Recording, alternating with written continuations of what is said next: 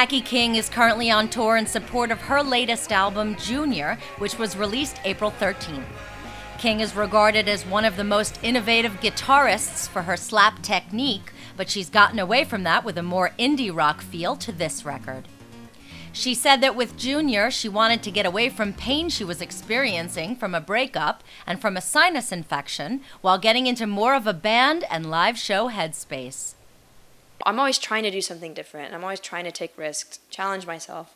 And I also like to have fun. And making this record was made during a very difficult, painful part of my life that I didn't expect. And so I thought, let's just not worry too much about this. Let's just have 3 people in a room, make some music, write some songs.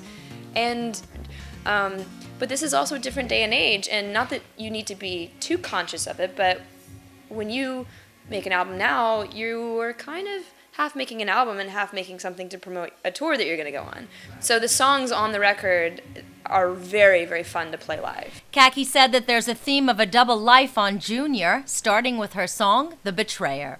It became the theme of the artwork, so it's sort of, and there's certain references in the song titles to living a double life. And, you know, it's funny because in retrospect, at the time of making the record, I did not want to be who I was. I wanted to be someone else.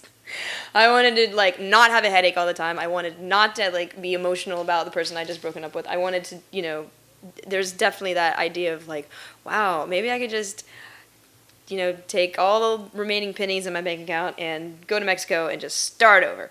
And I think there's something alluring about that. I think that, and it's not that I don't like being who I am, it was just at the time, whoa, it was heavy. But The Betrayer, the song, is certainly based on sort of like a spy story about becoming someone else and tricking someone into thinking and tricking them into trusting you and all of those sorts of Hollywood type things. Kaki's earlier albums were very slap guitar oriented, and she's kind of numb to what people say about the press anointing her as a guitar god or a guitar master. It was like character assassination. It was really intense. And what happens is, this is always what happens. I've seen it happen to a ton of artists. The press goes nuts about something, and they just go, oh my God, this is great.